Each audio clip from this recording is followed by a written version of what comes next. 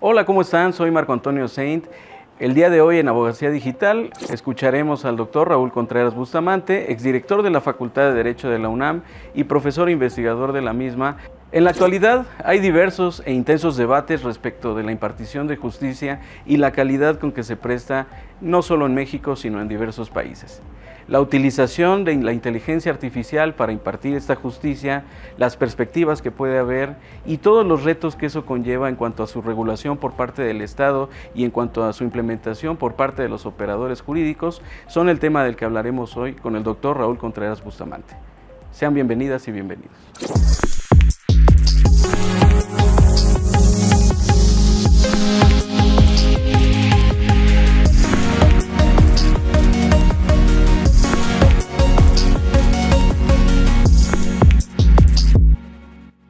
Ya estamos en su programa Abogacía Digital y estamos con el doctor Raúl Contreras Bustamante, exdirector de la Facultad de Derecho de la Universidad Nacional Autónoma de México y profesor investigador de carrera de la misma. Muy bienvenido, doctor. Muchas gracias, doctor Saint, por invitarme. Es un gusto, es además un honor tenerlo aquí. Y hoy nos reúne un tema muy interesante, muy actual. Escuchábamos una ponencia que usted dio en una universidad del extranjero relacionada con la impartición de justicia y las perspectivas que respecto de esta hay de la inteligencia artificial.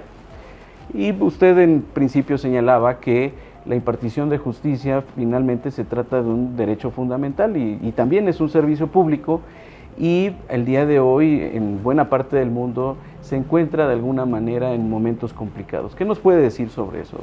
Bueno, quizás sería interesante explicarle al auditorio que la aparición de la inteligencia artificial está considerada en el mundo como la cuarta revolución industrial.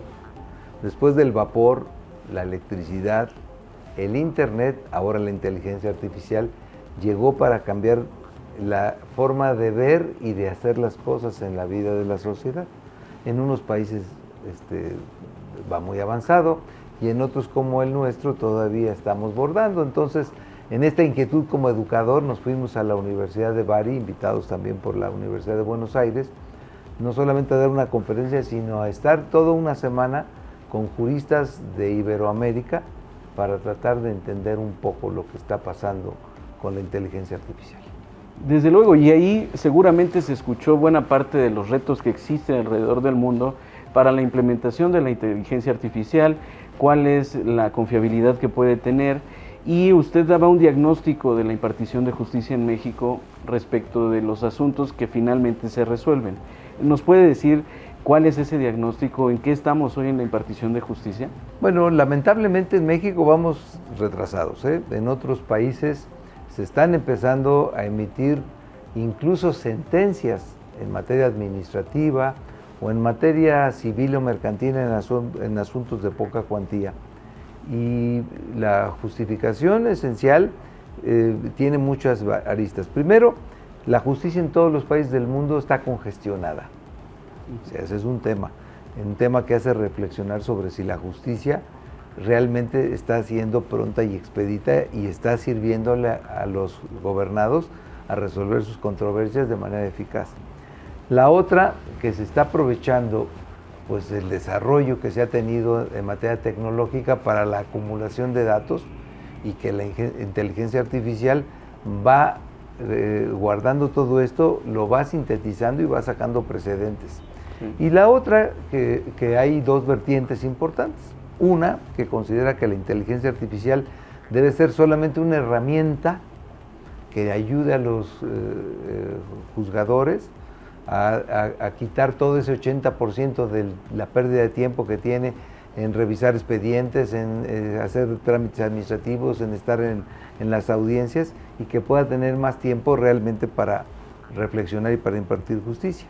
Y la otra, que habla de que incluso la inteligencia artificial poco a poco tendrá que irse utilizando para emitir sentencias, y que bien programada la inteligencia artificial puede llegar a ser ética, puede llegar desde luego a ser mucho más pronta, puede llegar a garantizar más imparcialidad y puede resolver precisamente estos temas de la excesiva acumulación de asuntos en la justicia.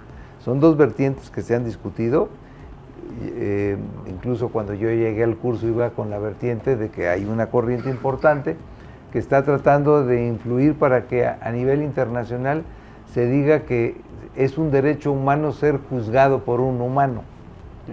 Aunque después del curso ya se pone uno a pensar si efectivamente lo que estamos haciendo los humanos es la mejor garantía de una mejor justicia. Sí, porque finalmente lo que se ha señalado de manera reiterada es cómo la inteligencia artificial, cuál debe ser la relación que guarde con la abogacía, en este caso con las personas juzgadoras, y por una parte está así, ciertamente ese sector que señala que debe ser una relación de colaboración, y hay otro sector que también ha ganado fuerza y que, viendo las conclusiones que pudo traer de este encuentro tan interesante, puede ser que muchos trajeron y llevaron a sus lugares de origen esa convicción de que incluso puede sustituir a las personas juzgadoras. Y también ahí entra una parte del debate, usted lo abordó en su ponencia, respecto a qué tanto debe pesar el factor humano para que haya una resolución que pueda analizar muchas de las cosas que puede ser que la inteligencia artificial no analice. Sobre eso, ¿qué nos puede decir? Bueno, a ver, depende muy bien quién vaya alimentando de la información que será utilizada por la inteligencia artificial. Hay que decir que la inteligencia artificial no es creativa, simplemente es sintética. Es decir, no será posible que la inteligencia artificial pueda sustituir la inteligencia humana en muchos aspectos, pero cuando se reflexiona, ¿cuánto tiempo tiene un juez que tiene una sobrecarga para estudiar un expediente a fondo? Claro. Supongamos un juez que tenga que emitir un promedio de 6, 8 sentencias al día. Claro. Entonces, en ese caso, los que argumentan a favor de la inteligencia artificial dice es que la inteligencia artificial te puede hacer una síntesis en menos de 4 minutos, sí, y que el juez entonces tenga la posibilidad de reflexionarlo.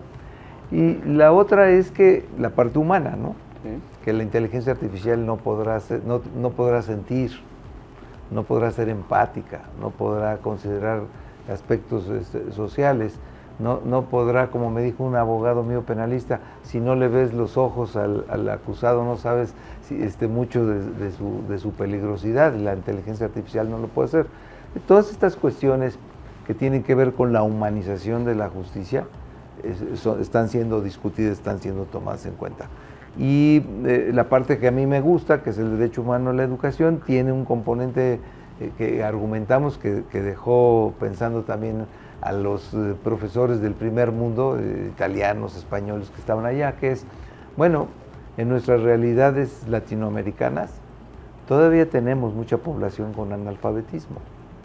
Entonces, hacer que una persona, un justiciable, un ciudadano, quiera ir para pasar del analfabetismo a la inteligencia artificial es un salto en garrocha tremendo, y que de alguna manera la inteligencia artificial, en cuanto va avanzando a pasos agigantados, también va creando un segmento de desigualdad social muy importante, y esto es algo en lo que se tiene que reflexionar, porque finalmente hoy, después de la pandemia, sabemos que quien no tenía conectividad, quien no tenía los medios, los hardwares, los aparatos, las tabletas o las computadoras, pues tuvo menos oportunidad de educarse durante la pandemia, o incluso menos oportunidad hasta de informarse de lo que estaba pasando. ¿La brecha se profundizó? La brecha se profundizó, y la inteligencia artificial es todavía un sesgo mucho más adelante que el uso del Internet. Claro. Entonces es un tema en el que se tiene que ir pensando, reflexionando. Hace unos días tuvimos una invitada en este mismo programa que señalaba la utilidad que puede tener la inteligencia artificial para los despachos, para las firmas de abogadas y abogados, y entonces aquí podríamos estar de alguna manera cerrando un círculo, doctor.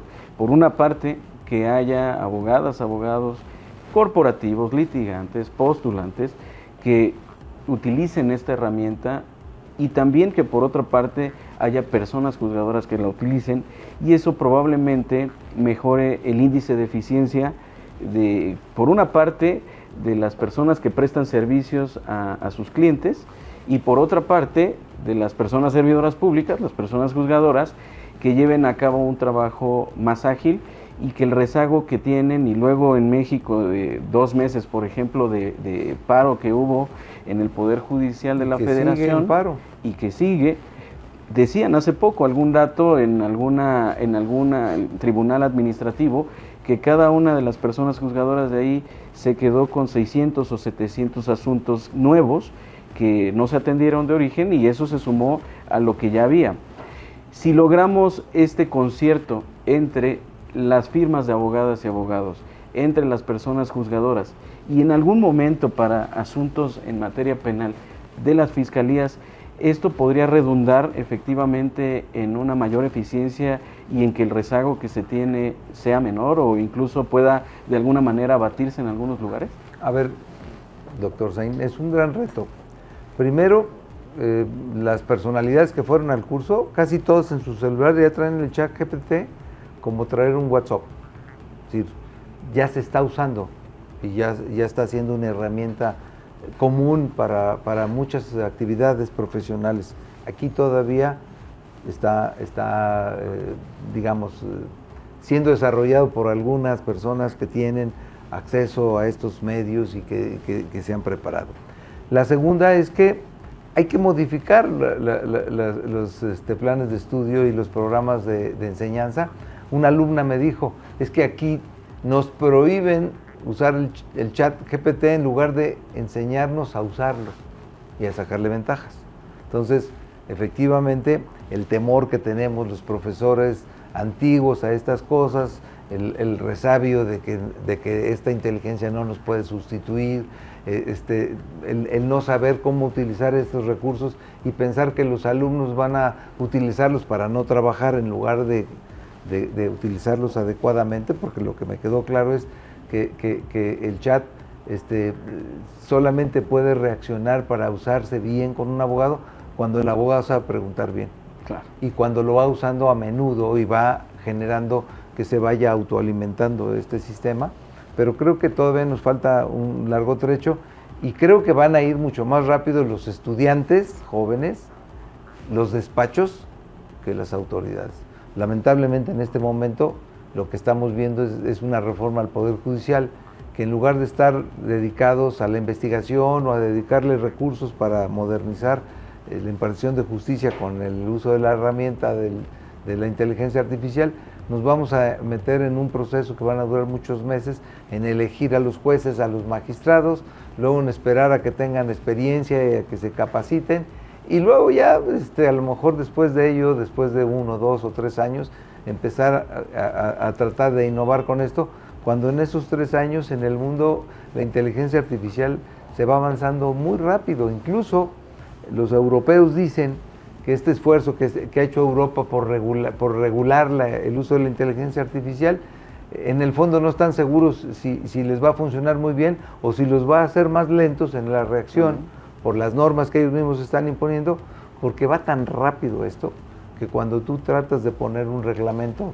hacia determinada forma de usarlo, el chat o la inteligencia artificial avanzó de manera importante y tu regulación ya quedó obsoleta. Sí, se queda en constante evolución y es aceleradísima, pero en principio y respecto de la educación jurídica en las universidades, usted fue artífice en su administración en la facultad de una implementación muy exitosa del uso de la tecnología para que la Facultad de Derecho de nuestra Universidad Nacional no parara durante la pandemia.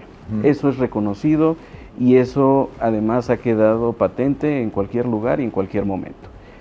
Eso fue un voto de confianza de su parte y eso lo hizo a partir de la convicción de que a partir de la tecnología, desde luego, podía brindarse un servicio de igual o parecida calidad a lo que se estaba haciendo de manera presencial y esto llegara a muchas más personas, porque además se sabe bien que la matrícula de la Facultad de Derecho incrementó durante la pandemia. Habría que dar un voto de confianza también por la inteligencia artificial y habría que empezar a trabajar sobre una formación de alumnas y alumnos para utilizarla en el mundo jurídico. Yo creo que sí. Quedó pendiente la implementación de un laboratorio de inteligencia artificial, pero la pandemia vino a modernizar a la planta académica. Si nos hubiéramos querido poner a enseñarle a los profesores a utilizar el Zoom y la difusión de clases a través de los medios electrónicos, hubiéramos tardado, yo creo que hasta años y mucho dinero. En cambio, la pandemia obligó a que todos los profesores nos auxiliáramos incluso de los alumnos y aprendiéramos a usar la tecnología. Prueba de ello es que se sigue impartiendo un porcentaje muy importante de clases a través de la enseñanza presencial a distancia, a través del Zoom, se sigue utilizando, y qué bueno, porque hay otras instituciones que regresando a la pandemia se les olvidó lo que aprendieron y volvieron al medio tradicional. Yo creo que tendríamos que estar haciendo cursos muy rápido, inmersión muy rápida, para saber utilizar la inteligencia artificial, perderle el miedo a la inteligencia artificial y entender que es algo que llegó para quedarse, que aunque a nosotros no nos guste o querramos llevarlo lento, esto no se va a detener.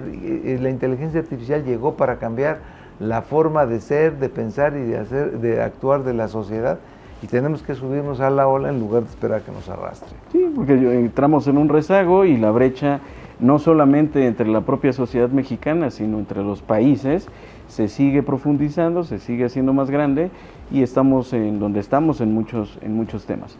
Usted en esa ponencia hablaba de que la utilización de la inteligencia artificial para las personas juzgadoras tendría 3 características, brindaría 3 características principales, y le doy el contexto a nuestra audiencia. Usted decía que habría mayor accesibilidad, que habría mayor eficiencia y también que habría mayor transparencia. ¿Sobre eso puede abundar, doctor? Sí, bueno, la eficiencia es en la rapidez. O sea, desde luego que la manera de cómo procesa una inteligencia artificial la información es mucho más rápido que lo que podemos hacer, y con la sobrecarga. La accesibilidad es muy importante porque muchas de las sentencias son ininteligibles. A veces los abogados tenemos esta costumbre de hablar de manera muy rebuscada y de que solamente a veces nos entiendan los propios abogados. Digo a veces. En algunos casos, pocas veces. Algunas veces yo les he dicho a mis amigos ministros, magistrados, que si los jueces hablan por sus sentencias, pues por eso luego la gente no les entiende, ¿no? Entonces, la inteligencia artificial puede estar programada para que dé sentencias en un lenguaje mucho más accesible. Y la otra, desde luego, pues que si nosotros entendemos lo que hacen a veces los hombres, pues a veces vemos que la imparcialidad no es siempre garantizada, que la sensibilidad de un humano también tiene que ver el que tú vayas con un juez que sea proclive a la defensa, por ejemplo, de las mujeres o de los hombres, pues habla de la astucia de un abogado, de entender cómo actúa ese juez, pero cuando hablamos del tema de la imparcialidad, pues a veces nos quedan a deber las cosas. Y la inteligencia artificial pues sería más fría en ese sentido, deshumanizada en un principio, pero está comprobado que a medida que se va utilizando y a medida que se va poniéndola en prueba, la inteligencia artificial va aprendiendo. Realmente es algo muy preocupante si algún día las máquinas podrán sustituir a los seres humanos en la impartición de justicia. Creo que tardará mucho tiempo, pero también creo que los humanos tenemos que aprender a utilizar estas herramientas que nos pueden ayudar a hacer las cosas mejor. Desde luego, y esto que lo puede hacer, a ver, el día de hoy existen pocas instituciones en el mundo que pueden llevar a cabo una implementación exitosa de algo como es la inteligencia artificial. Un fenómeno disruptivo, ciertamente, que ha llevado a que vayamos un poco atrás y un poco incluso a la defensiva en su regulación, pero sin duda quienes pueden iniciar son los gobiernos. Tienen la capacidad material, la capacidad operativa, la capacidad financiera y muchos otros.